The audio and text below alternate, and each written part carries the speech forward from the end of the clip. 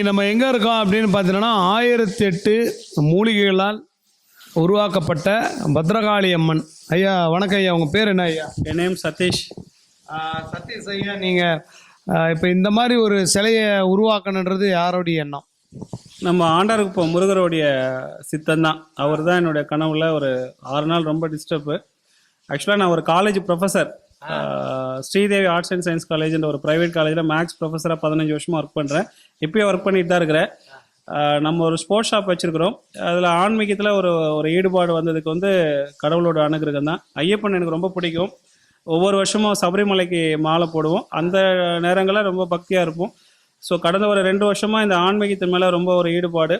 அதில் தமிழ்நாடு ஃபுல்லாக இருக்கிற தலை சிறந்த ஆன்மீகவாதிகள் என்னுடைய குருநாதர்கள்கிட்ட முறைப்படி தீட்சை வாங்கியிருக்கோம். காசியில் அகோரிங்க கிட்ட சிவதீட்சை வாங்கியிருக்கிறோம். உங்களுக்கு தெரியும், ஹரிச்சந்திர மயானம் அப்புறமா மணிகர்ணிகா காட்னு 2 இருக்குது. அதில் ஹரிச்சந்திர மயானத்து பக்கத்தில் தான் மயான காளி இருக்காங்க. ஸோ அதில் அகோரிங்க கிட்ட சிவதீட்சை வாங்கியிருக்கோம்.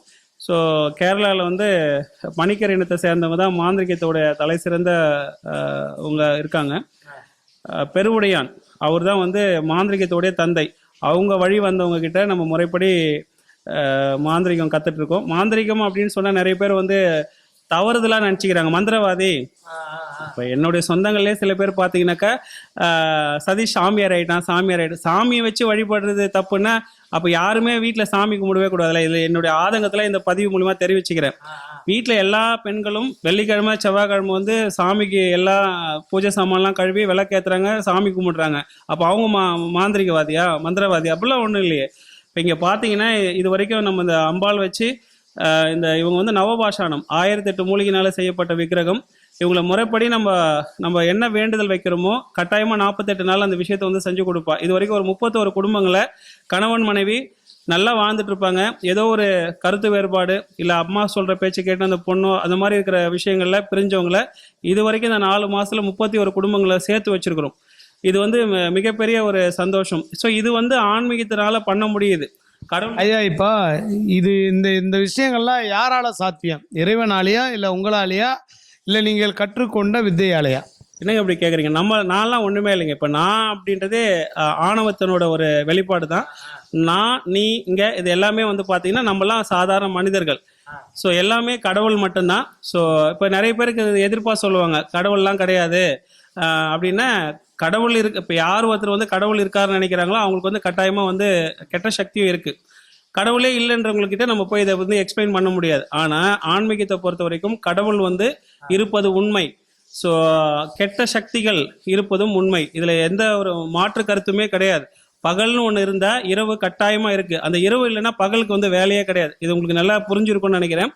ஸோ சில பேர் பார்த்தீங்கன்னா கண் திஷ்டியால் என்னென்ன விஷயங்கள் கண் திஷ்டியால் பாதிக்கப்படுவாங்க? பொதுவாக கண் திஷ்டியால் பாதிக்கப்படுறதுன்னு பார்த்தீங்கன்னா, இப்போ நார்மலாக இப்போ நான் பைக்கில் தான் போயிட்டே இருக்கேன். நான் என்னோட உழைப்பின் காரணமாக ஒரு லோன் போட்டு ஒரு கார் எடுத்திருப்பேன். ஸோ இப்போ இது பக்கத்து வீட்டுக்காரனும் நானும் ஒரே கிளாஸ் தான் படிச்சிருப்போம். ஒரு எக்ஸாம்பிளுக்காக சொல்கிறேன், யாரையும் மீன் பண்ணி சொல்லலை. ஸோ அவர் அந்த தொலைநோக்கு பார்வையோடு இருக்க மாட்டார். இப்போ இன்னைக்கு பார்த்தீங்கன்னா கார் இல்லாத வீடே கிடையாது. கார் இல்லைன்னா அது ஒரு இது இல்லைன்ற மாதிரி ஆயிடுச்சு. ஸோ நம்ம உழைப்பின் காரணமாக அதை ஒரு 2 லட்சமோ 3 லட்சமோ கட்டு லோனில் எடுக்கிறோம். அதை கட்டணும் அப்படின்றதுனால ஓடுறோம். ஆனால் அவன் அதே நார்மலாகவே இருக்கிறவன் என்ன பண்ணுறான்னாக்கா வண்டி வாங்க மாட்டான். அப்போ என்ன பண்ணுறான்னா பொறாமை. ஐயோ இவன் மட்டும் வாங்கிட்டானேன்றது அதுதான் கண் திருஷ்டின்றது. கண் திருஷ்டி ஒருத்தவங்க பாதிக்குமானா கட்டாயமாக பாதிக்கும். ஏன்னா நல்ல விஷயங்களை விட கெட்ட விஷயம் சீக்கிரமாக போய் சேரும். அதுக்கு ஒரு எக்ஸாம்பிள் பார்த்தீங்கன்னா, ஒரு ட்ரம்மு ஃபுல்லாக பால் பியூர் பால் வச்சுருப்போம். அது நல்ல பால் தான். ஆனால் ஒரே ஒரு சொட்டு தான் விஷம் அதில் ஊற்றுவோம். ஆனால் அந்த மொத்த பாலுமே என்ன ஆகிடும்? விஷமாயிடும். ஸோ இது எதுக்காக சொல்கிறேன் அப்படின்னா, நல்ல விஷயங்கள் அதிகமாக இருந்தால் கூட கெட்ட விஷயத்தோட ஒரு துளியோட இது அதோட ஆதிக்கம் அதிகமாக இருக்கும். இதோட கான்செப்ட் என்ன அப்படின்னா, கடவுள்கள் இருக்கிறாங்க அப்படின்னா ஏன் கெட்ட சக்தி இருக்குன்னா இருக்கும். இப்போ அந்த பால் தான் அது எக்ஸாம்பிள். பால் ஃபுல்லாக நல்லது தான். அந்த ஒரு துளி விஷத்தை அந்த நல்லா இருக்கிற பால் அதை கெடுக்கலாம் இல்லையா? அதாவது அந்த கெட்ட சக்தி போலலாம் முடியாது. ஏன்னா கெட்ட சக்திக்கு வீரியம் அதிகம்.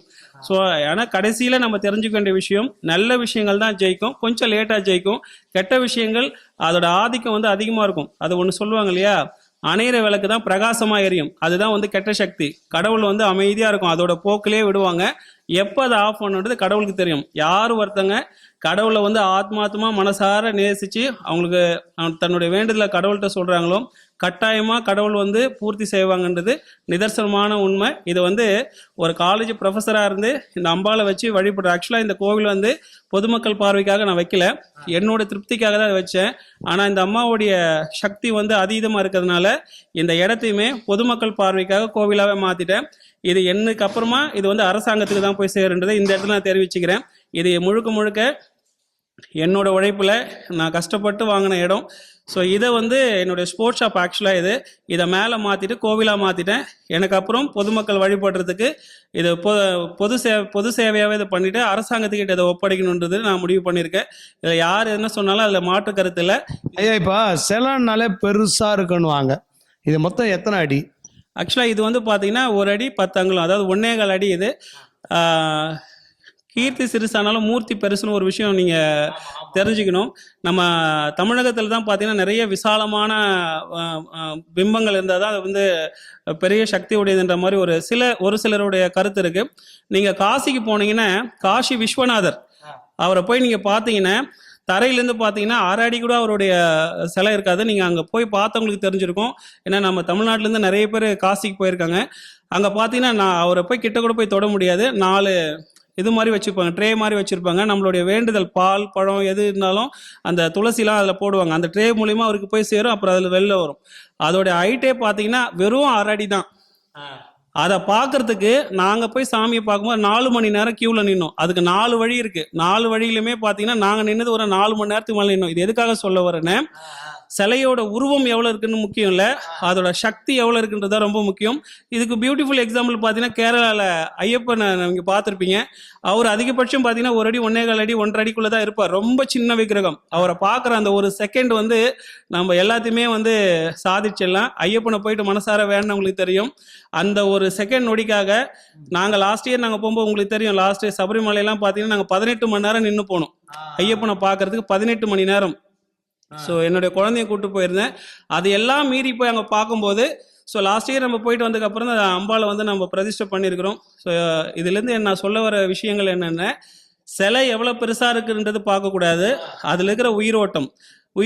இப்போ நிறைய பேருக்குள்ள ஒரு கேள்வி என்னென்ன, எல்லாமே சாமி தானே, எல்லாமே வந்து சக்தி வாய்ந்தது தானே, அப்புறம் ஏன் எல்லாரும் அங்கங்கே வச்சுக்கிறாங்கன்னு. எல்லாரும் வைக்கலாம், அதை முறைப்படி யார் வந்து தினமும் அதை பூஜை பண்ணி அவங்களுக்கு தேவையான விஷயங்களை வந்து செய்கிறாங்களோ அந்த இடத்துல தான் சாமி வந்து அங்கேயே ஆசைப்பட்டு உட்காந்துருவாங்க அந்த அம்மா. இப்போ நிறைய இடத்துல விசாலமான கோவில் கட்டியிருப்பாங்க, வாரத்தில் ஒரு நாள் எப்பயோ ஒரு நாள் மட்டும்தான் பார்த்துப்பாங்க, வருஷத்தில் ஒரு நாள் வந்து பூஜை பண்ணுவாங்க, திருவிழா மாதிரி வைப்பாங்க. ஆனால் தினம் அந்த சாமிக்குமே நெய்வேத்தியம் வைக்கணும், அவங்களுக்கு பூஜை முறைகள் பண்ணணும், அவங்கள வந்து தாலாட்டு பாடணும், அவங்கள தூங்க வச்சுட்டு தான் வீட்டுக்கு போகணும். இவ்வளோ விஷயங்கள் இருக்குது. இதை முறைப்படி யார் செய்கிறாங்களோ அந்த இடத்துல அவ நிரந்தரமாக தங்கிடுவா. ஐயா இப்போ நவபாசனத்தில் 1008ன்றது என்ன கணக்கா? 1008 மூலிகை. ஆமாம். இப்போ நீங்கள் உங்களுக்கு தெரியும், இப்போ பழனியில் வந்து முருகனுடைய சிலை இருக்குது. அது வந்து 18 சித்தர்களை வந்து போகரால் உருவாக்கப்பட்ட சிலை தான் வந்து பழனி முருகர்.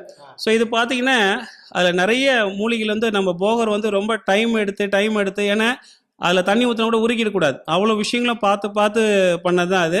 அந்த 1008 மூலிகைகளால் செய்யப்பட்ட விக்கிரம். இதில் பார்த்தீங்கன்னா எதுவுமே கலப்படமே இருக்காது. அந்த அம்மா சூளத்தில் இருக்கிற அந்த கம்பி கூட பார்த்தீங்கன்னா செம்புனால் ஆனது தான். உங்களுக்கு தெரியும், செம்பில் வந்து ரொம்ப உயிரோட்டமாக இருக்குது. அவ்வளோ பெரிய கோபுரம் தான், பல கோடி ரூபாய் கட்டி செலவு பண்ண கோபுரத்துக்கு மேலே வைக்கிற கலசம் வந்து பார்த்தீங்கன்னா காப்பர் தான். ஏன்னா அதில் தான் தெய்வ சக்தி வந்து ஆகாரம் பண்ணி வச்சுருப்பாங்க. ஸோ உங்களுக்கு கும்பாபிஷேகம் அப்போ பார்த்துருப்பீங்க, அந்த கலசத்துக்கு மேலே தான், அந்த கலசத்துக்குள்ளே அந்த நவதானியங்க அந்த எல்லாமே போட்டு வச்சுருப்பாங்க.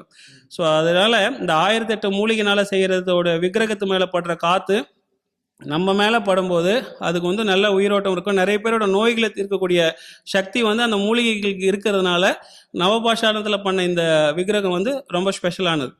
ஐயா இப்போ நவபாசானத்தால் செஞ்ச உருவம் வந்து சில பேர் தான் வச்சுருப்பாங்களா, சில பேர் வச்சுருக்க மாட்டாங்களா?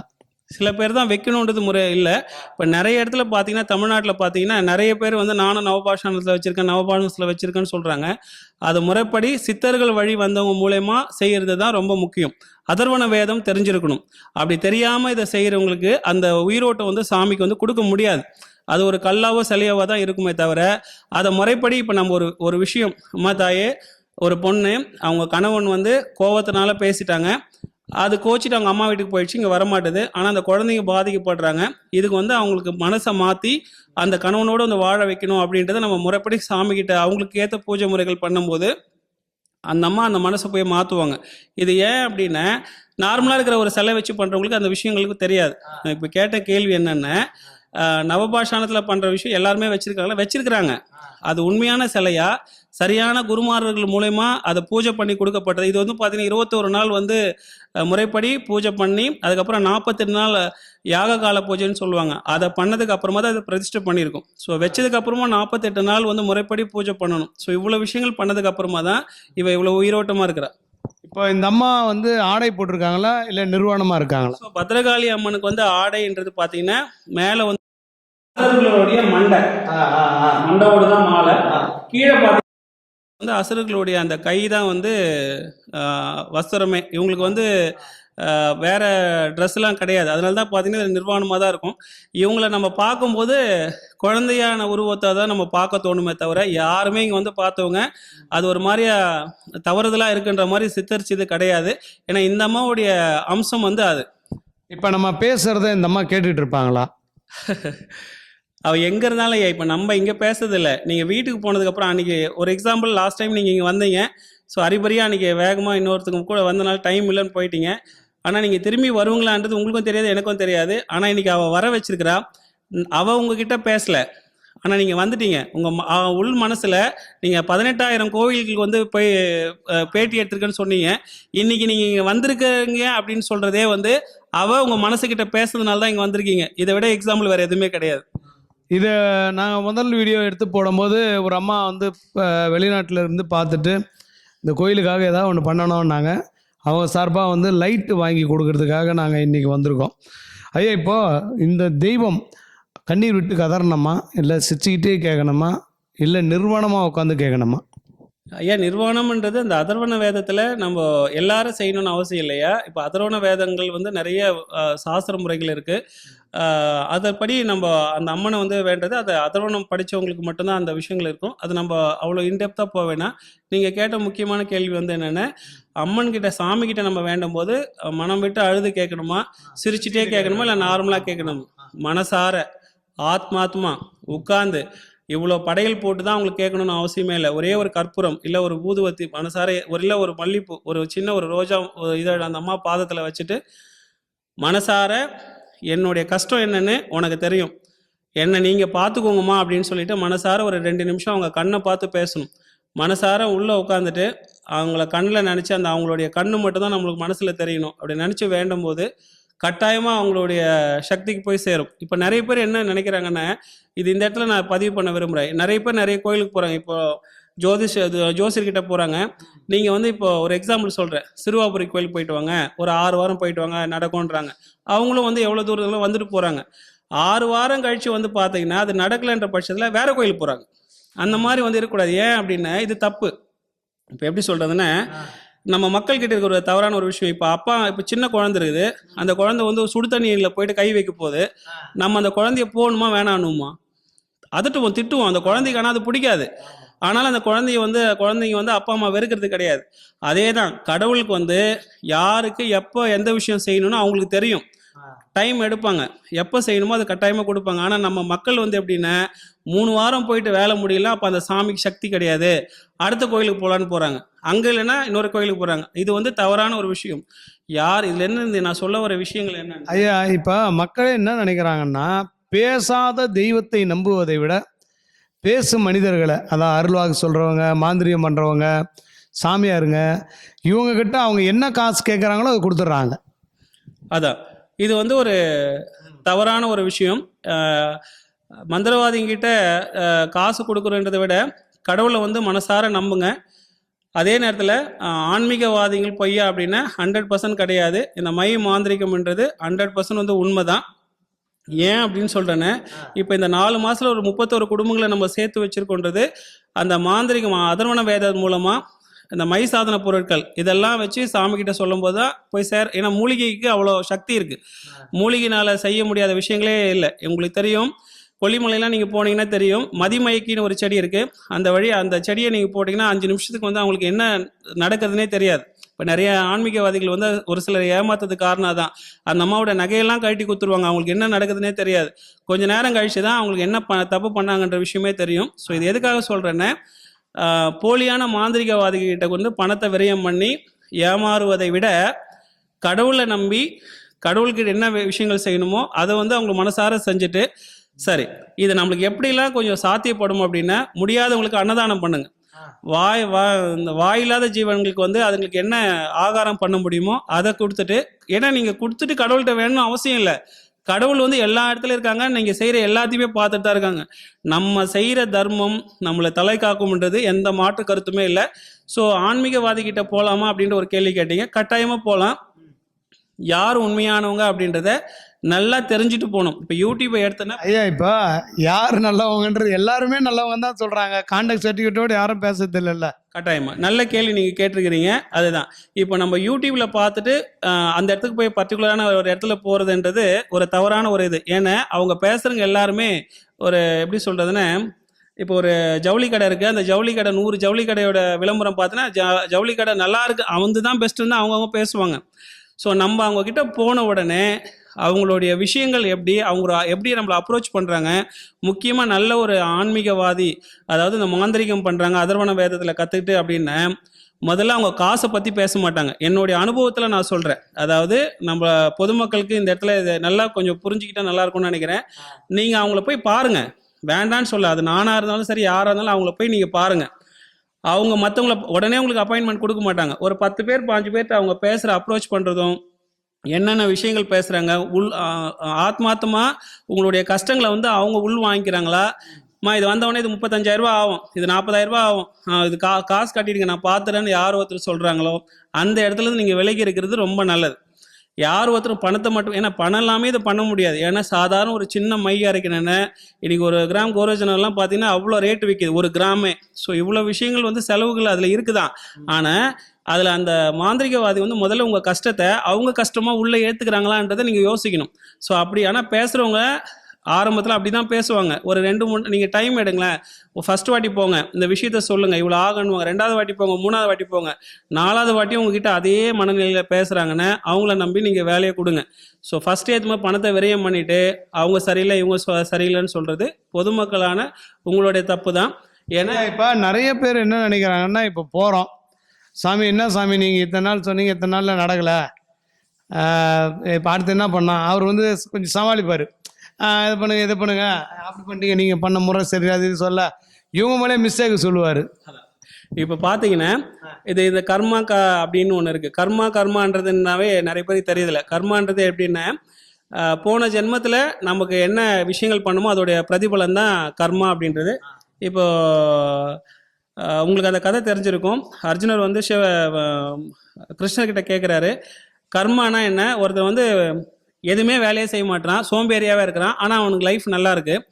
இன்னொருத்தர் வந்து பார்த்தீங்கன்னா கடவுளே கதின்னு இருக்காரு, அவருக்கு நிறைய கஷ்டங்கள் வந்துட்டே இருக்கு, இது எப்படி தெரிஞ்சுக்கிறது அப்படின்ற மாதிரி கேட்குறாரு. அப்போ அதுக்கு அவர் சொல்கிறாரு, ஒருத்தர் வந்து வந்துட்டே இருக்காரு, காலில் அந்த ஒரு மாதிரி கம்பி குத்திட்டு உயிர் போகாத கண்டிஷனில் அவர் தப்பிச்சுக்கிறார் பெரிய காயங்களோட. அவர் வந்து சாமியே கதின்னு இருக்கிறவர். இன்னொருத்தர் பார்த்தீங்கன்னா எப்போ பார்த்தாலும் குடிச்சிட்டு இருப்பார், கணவன் மனைவி வந்து ஒழுங்காக இல்லாமல் அவர் பாட்டுக்கு ஏனோ தானான்னு இருப்பார், அவருக்கு எந்த ஒரு நோய் நொடியே இல்லாமல் நல்லா இருக்காரு. இது என்ன, இது இது இது யார் செஞ்ச தப்புன்னு கேட்கும்போது இந்த கர்மா அப்படின்றது நிறைய பேருக்கே தெரியல. எல்லாரும் ஆன்மீகவாதிகள் நீங்கள் யாரை வேணா கேளுங்களேன், கர்மானா என்ன, கர்மான்றதுக்கான டெஃபினிஷன் என்ன அப்படின்னா அதுதான் விஷயம். அவர் கிருஷ்ணர் வந்து அழகாக உபதேசம் பண்ணுறார். இந்த சாமியே கதின்னு அவருக்கு பூஜை பண்ணிகிட்டே இருக்கார் இல்லையா, அவருக்கு ஏற்படக்கூடிய துன்பங்களுக்கு காரணம் போன ஜென்மத்தில் அவர் என்ன விஷயங்கள் பண்ணாரோ அதோட பிரதிபலன் தான் இந்த ஜென்மத்தில் அனுபவிக்கணுன்றது விதி. ஸோ போன ஜென்மத்தில் அவர் நிறைய பாவங்கள் பண்ணியிருக்கார், ஆனால் இந்த ஜென்மத்தில் சாமிக்கு வந்து பூஜை பண்ணுற முறைகள் இருக்குது. ரைட், சரி, சாமிக்கு பூஜை தானே பண்ணிட்டு இருக்கான், அவனுக்கு ஏன் வந்து இந்த மாதிரி கஷ்டம்? அவரு அந்த ஒரு விபத்துனால உயிர் இழந்து இருக்கணும். அவருக்கு கடவுளுக்காக பூஜை பண்ணிட்டு கடவுளையே கெதின்னு இருக்கிறதுனால காலில் மட்டும் அடிபட்டிருக்குது. இதுக்கு ஒரு விஷயம் சொல்லுவாங்க, தலைக்கு வந்தது தலைப்பாகையோட போச்சுன்னு ஒரு விஷயம் சொல்லுவாங்க. அவரு செத்து இருக்கணும் ஆக்சுவலா அந்த விஷயத்தினால. சாவாம காலில் மட்டும் அடிபட்டது காரணம் சாமியே கதி நினைச்சு பண்ணிட்டு இருக்காரு இல்லையா, அதுதான். சரி, இன்னொருத்தர் எதுவுமே பண்றது கிடையாது, குடிச்சிட்டு சுத்திட்டு இருக்காரு, பொண்டாடிக்கிட்ட சண்டை போறாரு, சரியாவே இல்லை. அவருக்கு என்ன அப்படின்னா, போன ஜென்மத்துல அவரு துறவியா இருந்திருக்காரு. அதாவது தியானத்துல கடவுளே தன்னுக்குள்ள வச்சிருந்தவர். ஸோ இந்த ஜென்மத்தில் இப்படி இருக்காரு. சரி, அந்த ஒரு முற்பனல் அவர் என்ன பண்ணியிருக்காரு, கடவுள் தான் எல்லான்னு சொல்லிட்டு இருந்தவர். ஸோ அவருக்கு வந்து இந்த ஜென்மத்தில் அவருக்கு எந்த கெடுதலும் வரல அப்படின்றது தான் இது மூலிமா நம்ம தெரிஞ்சுக்க வேண்டிய விஷயம். சொல்லுங்க ஐயா. ஐயா, இப்போ பொதுவாக ஒருத்தர் ரோட்டில் பார்த்தா கூட நிர்வாணமாக ஒருத்தர் இருந்தாருன்னு வச்சுங்களேன், நம்ம போய் ட்ரெஸ்ஸு போட்டு விட்டுருவோம். அந்த பிறப்பு உறுப்பு என்பது யாரும் பார்க்கக்கூடாது. பிறப்பு உறுப்புன்றது யாரும் பார்க்கக்கூடாதா? நல்ல கேள்வி. ஆமாம், அது அந்தரங்கம் தானே. அது வந்து ஏன்னா நம்மளுடைய எல்லா கெட்ட சக்திகளும், அதாவது கெட்ட நீரும் அந்த மலமும் வந்து வெளியில் போகக்கூடிய அந்த விஷயத்தை வந்து குழந்தை பருவமாக இருக்கும்போது கூட குழந்தைய அம்மா மட்டும்தான் அதை எடுப்பாங்க. கடைசி காலத்தில் குழந்தைங்க அதை எடுக்கணும். இன்னைக்கு சமுதாயத்தில் நிறைய அப்பா அம்மா வந்து யாருமே அது மாதிரி ஒழுங்காக கேர் எடுத்து பார்த்துக்கிறது இல்லை. முதியோர் இல்லத்தில் வந்து சேர்த்துடுறாங்க. அது இந்த இடத்துல பதிவு பண்ணணும்னு நினைக்கிறேன். நான் இந்த ஆன்மீகத்தில் வந்து நான் ஒரு காலேஜ் ப்ரொஃபஸராக சமூக சேவைக்கு நிறைய செஞ்சிட்ருக்கேன். என்னுடைய ஆசை ஒரு முதியோர் இல்லம் வச்சு இந்த மாதிரி வயசானவங்க குழந்தைங்களால் கைவிடப்பட்டவங்களை இலவசமாக பார்த்துக்கணுன்றது தான் என்னுடைய லைஃப் டைம் கோலாகவே இருக்குது. எனக்கு வேறு எந்த எண்ணங்களும் இல்லை. என்னுடைய லட்சியமே அதுதான். இப்போ ஒருத்தர் வந்து உடல் ரீதியாக தவறுகள் செய்து விட்டால் அதற்கு தண்டனை உண்டா? உடல் ரீதியாக தண்டனைகள் செய்து விட்டால் அதுக்கு தண்டனை இருக்கா அப்படின்னு கட்டாயமாக இருக்குது. அவங்களுடைய எதிர்த்தரப்பு இருவரும் இணைந்து மனசால ஒத்துப்பட்டு ஒரு தவறு செய்கிறாங்க அப்படின்ற பட்சத்தில் அதற்கான தண்டனைகள் குறைவு. ஸோ இன்னொருத்தனை ஏமாற்றி ஒருத்தரை காயப்படுத்தி இருக்கிற விஷயங்கள் வந்து கட்டாயமாக தண்டனைக்குரியது தான். அதுக்கான தண்டனை கட்டாயமாக அவங்க வாழும்போதே அவங்க அனுபவிப்பாங்கன்றது மறுக்க முடியாத உண்மை. படுத்த படுக்கை ஆகிறது, அப்புறம் உடல் ரீதியாக பாதிப்புகள் ஏற்படுறது, அப்புறம் வந்து யாருமே ஹெல்ப் பண்ணுறதுக்கு கடைசி காலத்தில் இல்லாமல் போகிறது, ஹாஸ்பிட்டலில் போய் சேர்த்தா கூட அட்டெண்டரே இல்லாமல் ஒரு வாழ்க்கை வாழ்வாங்களா, இதெல்லாம் முற்பிறவியில் செய்த பயனா? கட்டாயமா ஐயா, கட்டாயமாக தான். அதுக்கு எல்லாத்துக்குமே காரணம் இப்போ நம்ம கர்மான்னு ஒரு கதையை பற்றி பேசணும் இல்லையா, அதுதான். அவங்க படாத பாடு ஏண்டா அந்த ஜென்மம் எடுத்தோன்ற வேதனை அளவுக்கு ஒரு எடுத்துக்காட்டு பாருங்களேன்.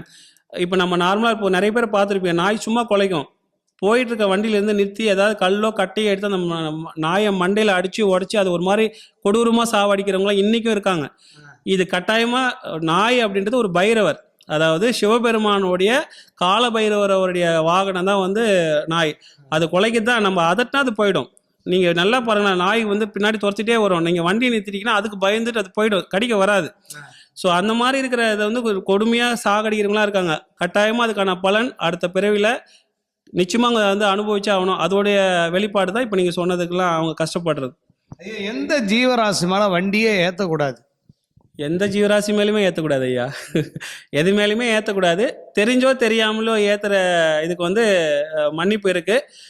நம்ம வேணும்னே எதுக்கு மேலே நம்ம ஏற்ற போகிறதில்ல. தெரியாமல் ஏற்றுற பட்சத்தில் கடவுள்கிட்ட இந்த மாதிரி நான் தெரியாமல் ஏற்றிட்டேன்னு சொல்லிட்டு நம்ம என்ன செய்கிறோன்றதை மனசார கடவுள்கிட்ட நம்ம சொல்லும் போது அவங்க அதுக்கான தண்டனைகளை வந்து குறைக்கிறதுக்கான வாய்ப்புகள் ரொம்ப அதிகம். நிறைய பேர் கோயில் வச்சு சம்பாதிப்பாங்க, அது பாவ காசா புண்ணிய காசா?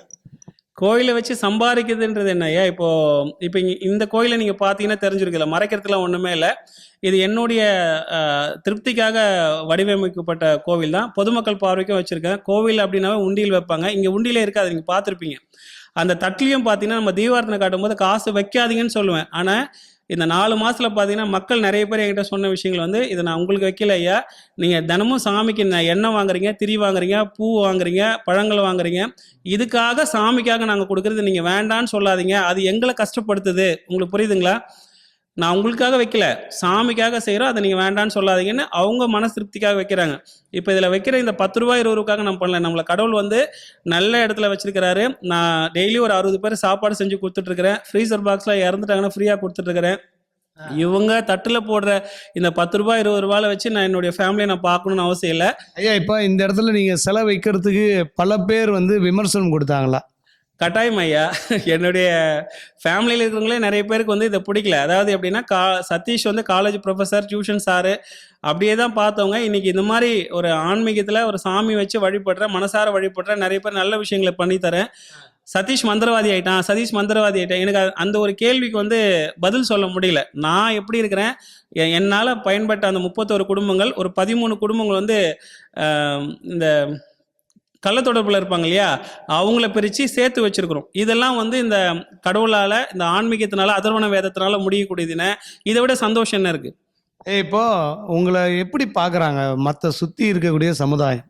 மற்ற சமுதாயங்கள் ஐயா இப்போ பார்த்தீங்கன்னா, இந்த ஆன்மீகவாதிகளுக்கு வந்து இந்த சமுதாயத்தில் வந்து ஒரு கெட்ட பேர் தான் இருக்குது. அதாவது ஃபுல்லான்னு சொல்ல முடியாது.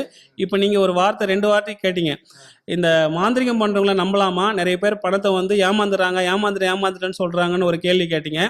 அதுவும் இதுக்கு ஒரு முக்கிய காரணம். இன்னொன்று வந்து பார்த்தீங்கன்னா, நிறைய பேர் வந்து கோவிலை வச்சு சம்பாதிக்கிறாங்க அப்படின்னு சொன்னீங்க இல்லையா. இந்த 2 விஷயம் வந்து இப்போ 100 கோவில்கள் எடுக்கிறோன்னு சொன்னேன். அதிகபட்சம் ஒரு 80 கோவிலுக்கு மேலே இருக்கிற விஷயங்கள் அந்த மாதிரி தான். ஸோ இப்போ மீதி இருக்கிற எல்லாருமே தப்புன்னு சொல்ல முடியாது. கடவுளுக்காகவே தன்னை அர்ப்பணித்து வாழ்கிறவங்க இன்றைக்கும் இருக்கிறாங்க. ஸோ அவங்கள தேர்ந்தெடுத்து அந்த மாதிரி கோவில்களுக்கு நம்ம போயிட்டு நம்மளுடைய வேண்டுதலை கேட்கும்போது கட்டாயமாக அதுக்கான தீர்வு வந்து இருக்குன்றது மறுக்க முடியாத உண்மை. ஐயா இப்போ ஒரு யாகம் நடத்துகிறாங்க. யாகத்தில் என்ன பண்ணியிருப்பாங்க, ஐயா உங்களுக்கு தான் யாகம், நீங்கள் வந்து கலந்துங்கன்னு சொல்லிட்டு ஒரு 20 பேர்கிட்ட 25,000 ஒரு சாமியார் வாங்கிட்டாராம். யாகம் அப்படின்றது மிகப்பெரிய ஒரு விஷயம் ஐயா. நம்ம இங்கே இந்த கோவில் வச்சு இது 4 மாதம் முடிஞ்சு 5ஆவது மாதம் வரப்போகுது. ஒவ்வொரு அமாவாசைக்கும் பௌர்ணமிக்கும் யாகம் நடத்துகிறோம். ஒருத்தருக்கிட்டையும் ஒரு ரூபாய் நம்ம வாங்குறது இல்லை. இதில் பார்த்தீங்கன்னா நல்லா தெரிஞ்சுக்க வேண்டிய விஷயம், இதில் பார்க்குற பொதுமக்கள் எங்கேருந்து வேணாலும் நீங்கள் அமாவாசை பௌர்ணமிக்கு இரவு 7 மணிக்கு வந்தீங்கன்னா ஒரு 2 மணி நேரம் யாகம் நடக்கும். இந்த யாகத்தில் என்னென்ன விஷயங்கள்லாம் பண்ணுறோன்னா, திருமணம் ஆகாதவங்களுக்கான பிரத்யேக பூஜை முறைகள் சொல்லி, அதர்வண வேதத்தில் மந்திரங்கள் சொல்லி, சாமிக்கிட்ட அந்த 108 மூலிகளை அவங்க கையால் கொடுத்து போட சொல்கிறோம்.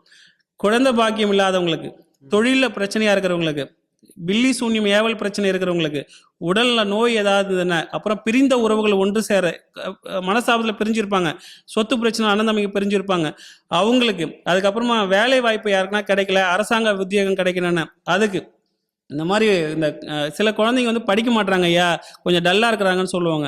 அவங்களுக்கு எல்லாத்துக்குமே தனித்தனியான மந்திர உச்சாரணங்கள் சொல்லி அவங்க சார்பாக அவங்க கையாளி. அப்புறம் கண் திருஷ்டின்னு இப்போ நீங்கள் ஒரு கேள்வி கேட்டீங்க. அந்த கண் திருஷ்டிக்குமே பார்த்தீங்கன்னா வெண்கடக்குன்னு ஒன்று இருக்குது. அதை வச்சு பூஜை பண்ணி அதுக்கு சாமிக்கிட்ட ஒரு மந்திர உச்சாரணம் இருக்குது. அந்த மந்திரத்தை சொல்லி அந்த யாகத்தில் அவங்க போடும்போது அந்த கண் திருஷ்டிலாம் விலகுன்றது ஐதீகம். இது வந்து எல்லா அமாவாசை பௌர்ணமிக்குமே பண்ணுறோம். இதுக்காக எந்த கட்டணமும் வாங்குறதில்ல. யாருக்கு விருப்பம் இருக்கோ நீங்கள் வந்து தாராளமாக வந்து இதில் பயன்பெறலாம். ₹1 நீங்கள் கட்டணம் செலுத்த தேவையில்லை. ஐயா இப்போ இங்கே உள்ளே வர்றது, சாமியை பார்க்கறது, சாமியை தரிசனம் பண்ணுறது, வேண்டுதல் வைக்கிறது எல்லாமே நீங்கள் சொல்கிறது கிடையாது, அந்த அம்மாவே எல்லாரையும் கூப்பிட்டுருவாங்களா?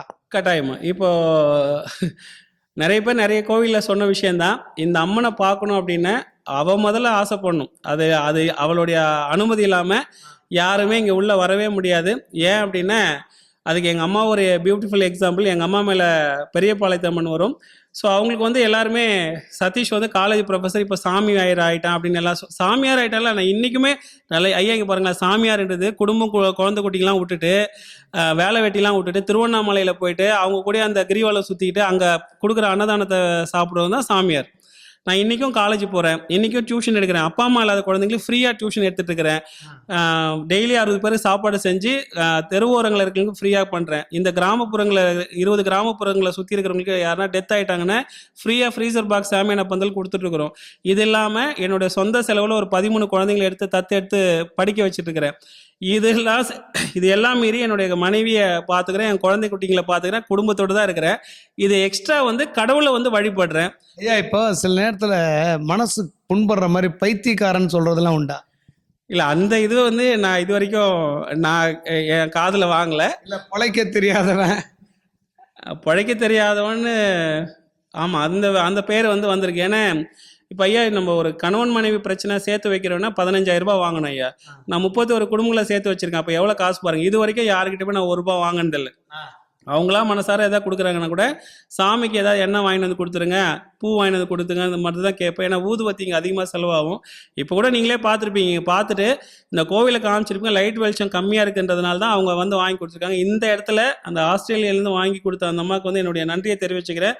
அவங்களும் ஏதோ ஒரு விஷயத்தை கேட்டிருக்காங்க. கட்டாயமாக இந்த அம்மாவை வச்சு அந்த வேலையை வந்து நான் முடிச்சு கொடுக்குறேன். இது என்னுடைய ப்ராமிஸ். ஏன்னா அந்த அம்மா மேலே இருக்கிற அதீத நம்பிக்கையில் நான் சொல்கிறேன். ஐயா இங்க வந்து வேண்டிக்கிட்ட எத்தனை நாட்கள்ல அந்த அம்மா வந்து வேலையை முடிச்சு கொடுப்பாங்க? அதிகபட்சம் ஐயா அவங்களுடைய கிரகநிலைகளை பொறுத்து ஐயா 48 நாளில் அவங்களுக்கு என்ன விஷயங்கள் இருக்குன்றத கட்டாயமாக அவங்களுக்கு யார் மூலியமாவதோ அல்லது கனவுலையோ அவங்களுக்கு வந்து அந்த அம்மா வந்து அதை காட்டி கொடுப்பாங்க. இப்போ இது பார்த்தீங்கன்னா இத்தனை நாட்களில் தான் இது முடிஞ்சிடும்ன்றது எதையுமே குறிப்பிட்டு சொல்ல முடியாது.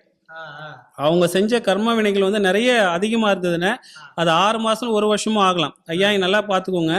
இப்போ என்கிட்ட 10 கோடி ரூபாய் கடவுள் எனக்கு இவன் என்னையே பூஜை பண்ணிட்டு இருக்கான், 10 கோடி ரூபாய் கொடுத்துட்டேன், இதை வச்சு நான் சந்தோஷமா வாழணும்னா வாழ மாட்டோமான்னு அவளுக்கு தெரியும்.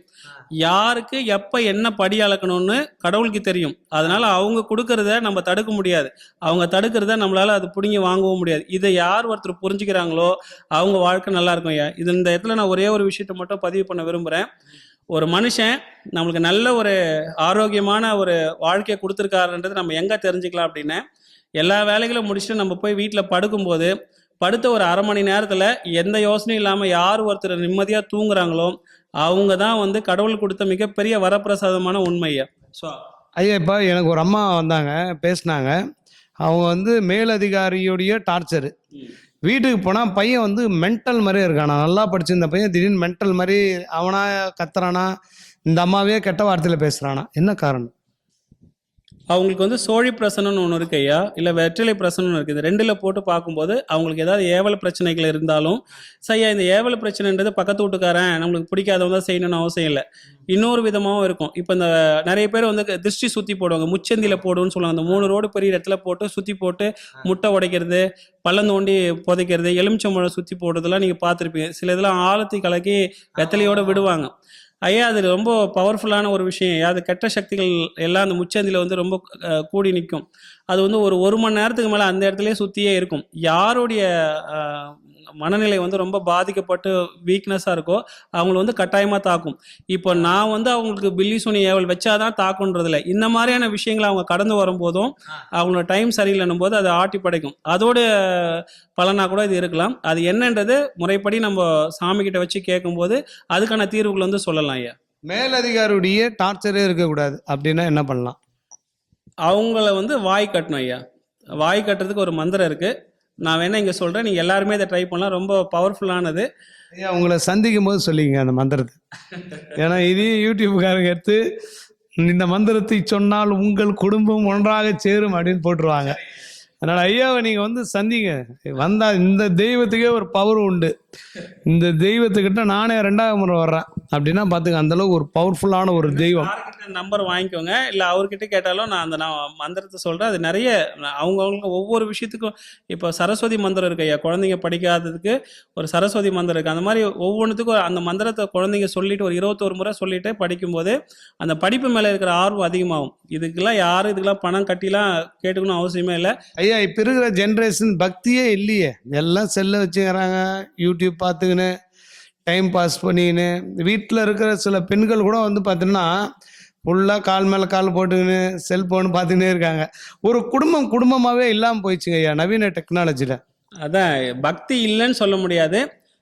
கடவுள் வந்து ஒரே ஒரு விஷயத்த மட்டும் தான் எதிர்பார்க்குறாங்க. இப்போ நிறைய பேர் வந்து கவுச்சி சாப்பிட்டு வந்து சாமி கும்பிடலாமா, அதெல்லாம் தப்பு இல்லையா, அப்படிலாம் ஒன்றுமே இல்லை. மன தூய்மை மட்டுமே யாருக்கு இருக்கோ, யாருக்கு மன தூய்மையோட கடவுளை வழிபடுறாங்களோ அவங்களுக்கு கடவுளோடைய அனுகிரகம் எப்பவுமே இருக்கும்.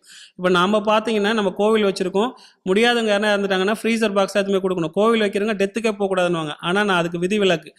ஐயா மக்களுக்காக சேவை செய்யறதுக்கு தான் அவன் கடவுளே இருக்கிறாங்க. அப்படி இருக்கும்போது நம்ம அந்த டெத்துக்கு எத்தனை ஃப்ரீசர் பாக்ஸ்லாம் கொடுத்துட்டு வீட்டுக்கு போய் குளிச்சுட்டு வந்து சாமிக்கும் பூஜை பண்ணுவேன். சாமி கடவுள் எதிர்பார்க்குற விஷயங்கள் என்னென்ன, மன தூய்மையோட எவன் ஒருவன் வந்து வழிபடுகிறானோ அவனுக்கு மட்டுமே அனைத்து கடவுளுடைய அனுகிரகமும் இருக்கிறது. இந்த இடத்துல நீங்கள் எல்லாரும் புரிஞ்சுக்கணும். நிறைய பேர் தண்ணி தெளிச்சிட்டு போயிடுறான். நீ நான்வெஜ் சாப்பிட்டேன், பிரியாணி சாப்பிட்டேன், சிக்கன் சாப்பிட்டேன், தண்ணி தெளிச்சிட்டு நேராக உள்ளே போய் சாமி மன்னிச்சுங்க இன்னைக்கு ஃப்ரைட் ரைஸ் சாப்பிட்டேன், இருந்தாலும் பரவாயில்ல உங்களை பார்க்காம போகக்கூடாதுன்னு சொல்லிட்டு பார்த்துட்டு போகிறான். அதான் இப்போ நீங்கள் கேட்ட கேள்விக்கு நான் முன்னாடியே பதில் சொல்லிட்டேன். அவங்க சாப்பிட்டுட்டு போனாங்கன்றது தப்பு இல்லை. இது எந்த கடவுளுமே நான்வெஜ் சாப்பிடக்கூடாது அப்படின்னு சொன்னது கிடையாது.